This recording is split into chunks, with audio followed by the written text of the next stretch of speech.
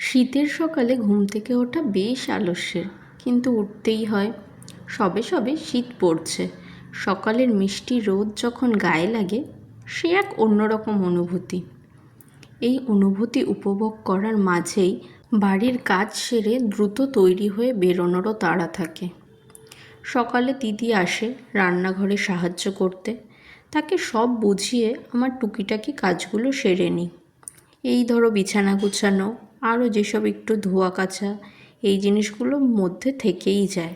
সকালে যে একটু সময় দেব ঘরের পিছনে সেটাও হয়ে ওঠে না। আজকে একটু টাইম পেয়েছি চুলটা বাঁধার, তো কোনো রকমে চুলটা বেঁধে গিয়ে একটু বসলাম।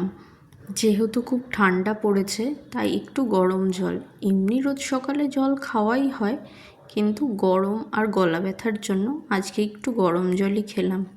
এরই মাঝে দিদিকে বললাম একটু চা করে দিতে, একটু সবাই মিলে তাহলে চায়ের আড্ডাটাও জমবে।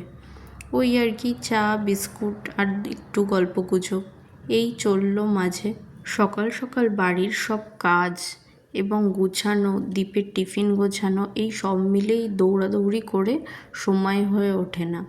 তো যাই হোক, আজকে একটু বসার টাইম পেয়েছি, এটাই যেন আমার স্বস্তির কারণ। একটু বসে চা খাওয়া আর দুটো গল্প কথা বলা, এটাই তো একটু শান্তি। অন্যান্য দিন রান্না হয়ে গেলে টিফিনটা গুছিয়েই যাওয়ার চেষ্টা করি, কিন্তু আজকে যেহেতু রান্না হয়নি তাই চাটা খেয়েই আগে স্নানটা সেরে নিলাম।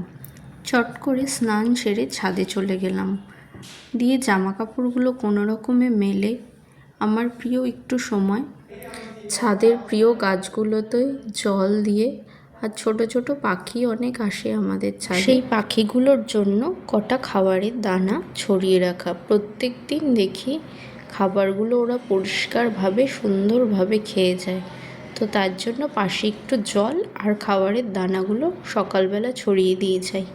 তো এবার হচ্ছে রেডি হওয়ার পালা অফিসের জন্য। এবার তাহলে বেরোনোর সময় হয়ে গেছে। তোমাদের সাথে এভাবেই গল্পগুলো ভাগ করে নিতে আমার বেশ ভালোই লাগে। এরকম ছোট ছোট গল্প আরও আমি তোমাদের সাথে শেয়ার করব। তোমাদের ভালোবাসা পেয়ে আমি খুবই আপ্লুত, তাই আজকে একটা ছোট্ট ব্লগ তোমাদের সাথেও শেয়ার করলাম। আবার আসবো, আজ চলি। সবাইকে টাটা, সুস্থ থেকো, ভালো থেকো, টাটা।